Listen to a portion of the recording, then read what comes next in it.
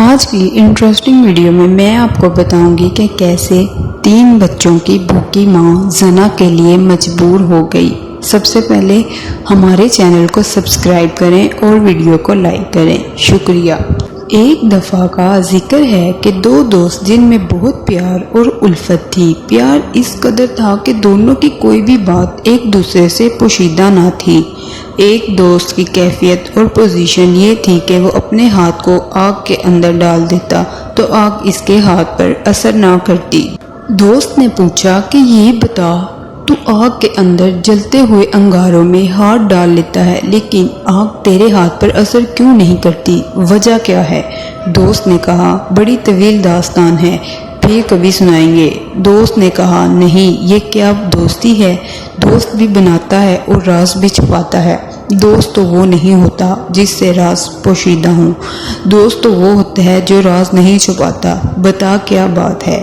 دوست کے اصرار پر اس نے کہا کہ دیکھ، تو جانتا ہے کہ میں مالدار ہوں، میرا باپ بھی مالدار تھا۔ میں نے جب جوانی کی دہلیز پر قدم رکھا، اللہ تعالیٰ نے مجھے حسن بھی دیا، طاقت اور قوت بھی۔ تو پھر یوں ہوا کہ ایک رات گرمی کے موسم میں اپنے بالا خانے پر ٹہلنے کے لیے رات کو گیا تو میں نے دیکھا کہ میرے سامنے والے گھر کے بالا خانے پر ایک خوبصورت لڑکی ٹہل رہی تھی۔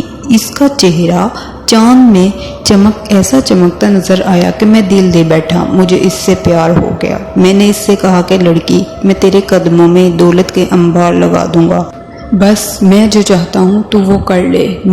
اس نے میری ایک نہ سنی۔ دن گزرتے گئے، رات گزرتی گئی، زندگی تمام ہوتی گئی۔ حالانکہ یہ ہوا کہ میں نے کوئی کسر نہ چھوڑی، کوئی رات کسر نہ چھوڑی، ملنے کی کوشش کرتا رہا۔ دولت کی لالچ دی، مال کی لالچ دی، ہر چیز کی میں نے لالچ دی، لیکن وہ لڑکی ٹس سے مس نہ ہوئی۔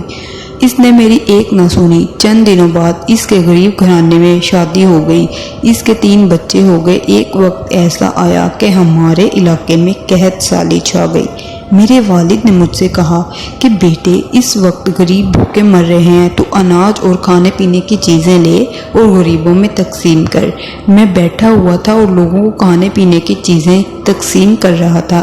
میں نے دیکھا کہ جسے میں چاہتا تھا وہ لڑکی بھی قطار میں کھڑی تھی۔ میں نے اپنے نوکروں کو کہا کہ تم لوگوں کو نپٹا لو، میں ابھی آتا ہوں۔ میں نے اشارہ کر کے اس لڑکی کو اپنے پاس بلایا اور پوچھا کہ اے لڑکی، تو یہاں کیوں آئی ہے؟ اس نے کہا، اے نوجوان، میں 3 بچوں کی ماں ہوں، ان کی بھوک دیکھ نہیں سکتی، میرے بچے بلک رہے ہیں۔ تجھے معلوم ہے کہ ہر غریب اور مزدور امیروں کے دروازوں پر بھیک مانگ رہے ہیں۔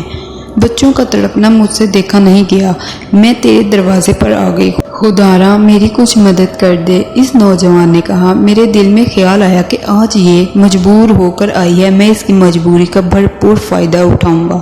میں نے کہا کہ اے لڑکی، میں تیرے قدموں میں دولت کے انبار لگا دوں گا، میری ایک شرط ہے کہ تو میری اس خواہش کو پورا کر دے جو پہلے دن میں نے رکھی تھی۔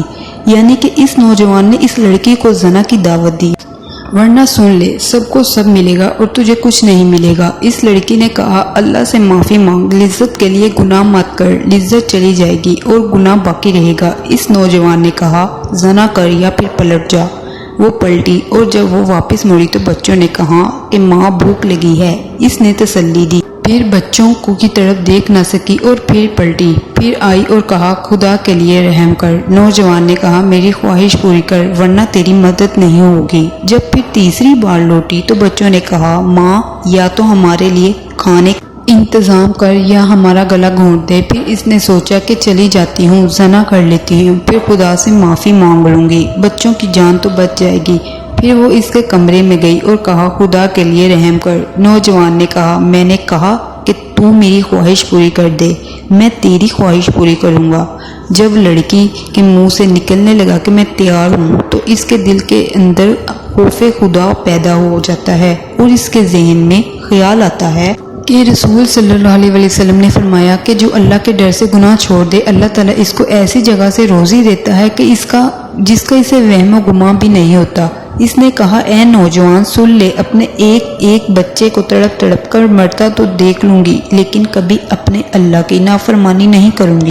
اور اب کی بار میں واپس نہیں آؤں گی۔ گھر جا کر بیٹوں سے کہا کہ صبر کرو، ابھی کھانا آ جائے گا۔ مصلی بچھا کر بیٹھ گئی اور اللہ تعالیٰ سے دعا کی کہ اللہ تو نے چونچ دی ہے تو دانا بھی تو ہی دے گا، رب کریم میرے بچوں کے لیے کھانے کا بندوبست کر دے۔ ابھی جملے مکمل نہیں ہوئے تھے کہ دروازے پر دستک ہوئی۔ وہ نوجوان دروازے پر کھڑا تھا، ساتھ اس کے نوکر بھی تھے۔ لڑکی نے گرج کر پوچھا کہ ابھی کیوں یہاں آیا ہے؟ اس نوجوان نے کہا مجھے معاف کر دے، جب تو غریب ہو کر اللہ سے اتنا ڈرتی ہے تو مجھے مالدار ہو کر اللہ تعالیٰ سے کتنا ڈرنا چاہیے۔ اب میرا دل بدل چکا ہے، اب تو کیا میں کسی عورت کو بھی بری نظر سے نہیں دیکھوں گا۔ میری بہن لے اور میری طرف سے یہ تحفہ قبول کر لے، آج کے بعد میں تجھے بہن کہتا ہوں۔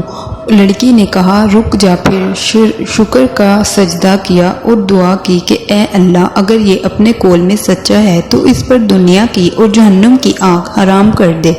وہ نوجوان اپنے دوست سے کہتا ہے کہ اللہ سے ڈرنے والی اس لڑکی کی دعا کا اثر ہے کہ میں دنیا کی آگ میں ہاتھ ڈالتا ہوں تو آگ میرے ہاتھ پر اثر نہیں کرتی، امید ہے کہ جہنم کی آگ بھی مجھ پر اثر نہیں کرے گی۔